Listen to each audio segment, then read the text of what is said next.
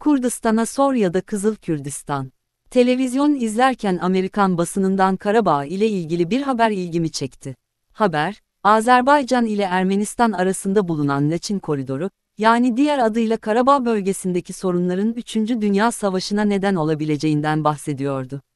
Karabağ ya da Laçin Koridoru Kürtlere pek yabancı bir yer değildir. Bu bölgede yaşanan katliamların konu mankeni olan Kürtler yine tehlikeyle karşı karşıyadırlar.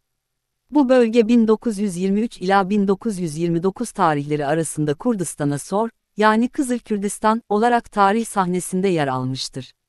Kurdistan'a sor, ulusların kendi kaderlerini tayin hakkı doğrultusunda zamanın Sovyet yönetimince Azerbaycan'a bağlı Laçin, Zengilan, Cebrail, Kelbeçer ve Kubatlı'yı içine alan özerk bir bölge olarak kurulmuştu. Daha sonra bu özerk bölge Stalin, Atatürk ve İran Şahı'nın yakın ilişkileri sonucu lağvedilmiştir. Kürtlerin bir daha sorun olmaması için de Orta Asya steplerine sürgün edildiğini tarih yazmaktadır. Kızıl Kurdistan'ın dağılması Ağrı isyanına denk gelmektedir.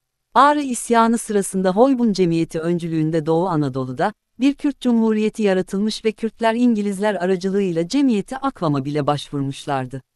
Agri adlı gazete çıkaran bu minyatür devlet, sarı, kırmızı ve yeşilden oluşan bayrakları, binleri bulan teçhizatlı askerleri ile Bitlis dolaylarına kadar hakimiyet kurmuştu.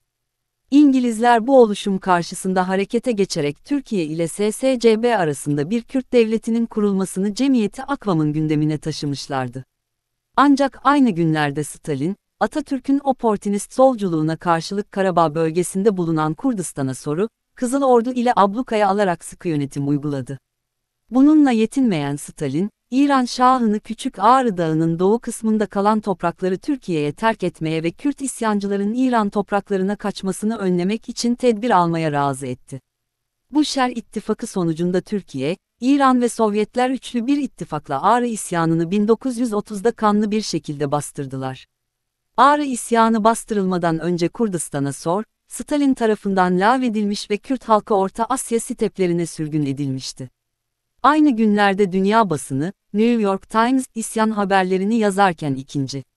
Enternasyonal'de de Kürtlere yapılan soykırım şu cümleyle kınanıyordu: Türk hükümetini sadece isyana katılanları değil, katılmayan Kürtleri de imha ettiği için kınıyoruz.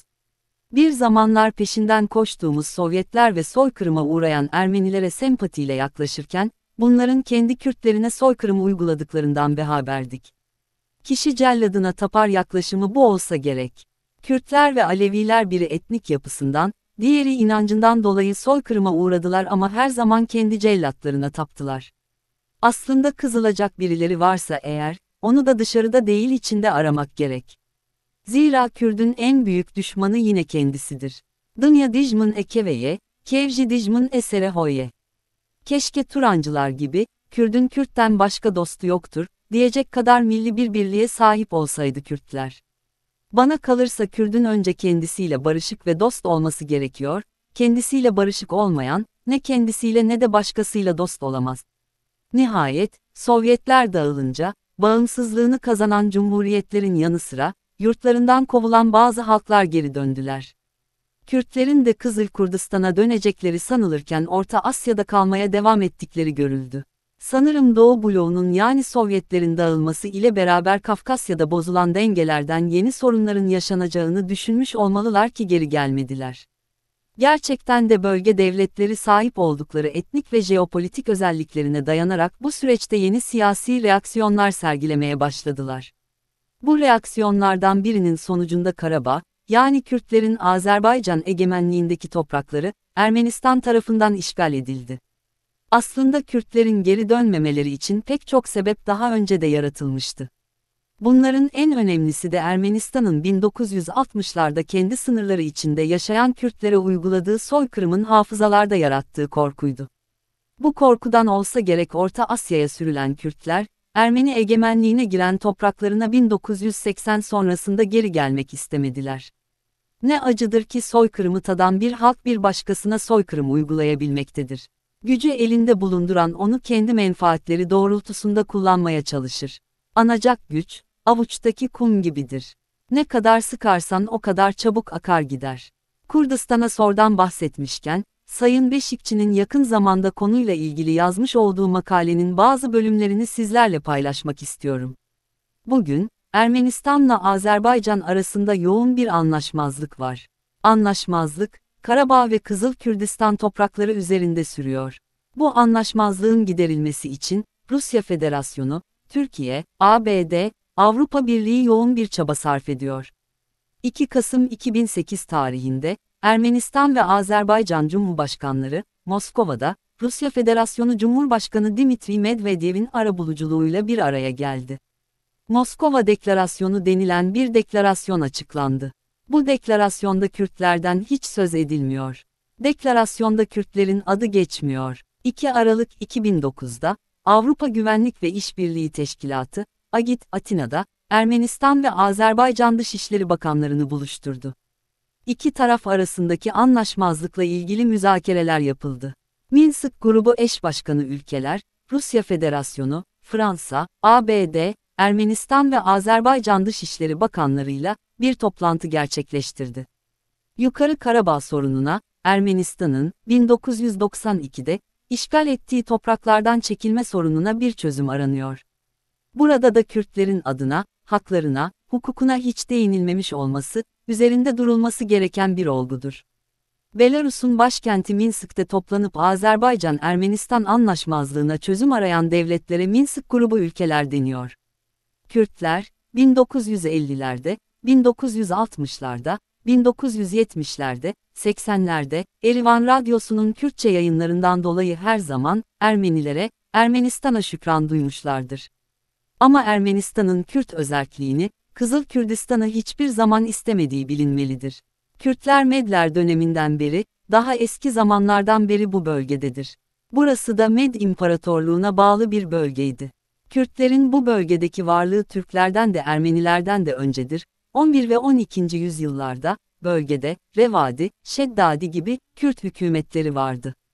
Selahaddin Eyyubi'nin bu bölgeden olduğu biliniyor, 1930'larda, Kürtlerin bu bölgeden Orta Asya'daki Federe Türk Cumhuriyetlerine sürgünü, Kürtlere çok büyük bir darbe indirmiştir. Kalanlar da 1992'deki Ermenistan-Azerbaycan Savaşı sırasında, Kızıl Kürdistan topraklarından kovulmuşlardır.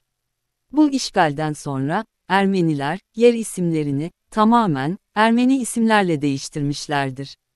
Kürtçe olan isimleri yasaklamışlardır. Ermenistan'ın ve Azerbaycan'ın, bölge Ermenidir, bölge Azeridir, diyerek, Kürtleri hiç anmadan, Kürt toprakları üzerinde böylesine çekişmeleri, dikkate değer bir süreçtir.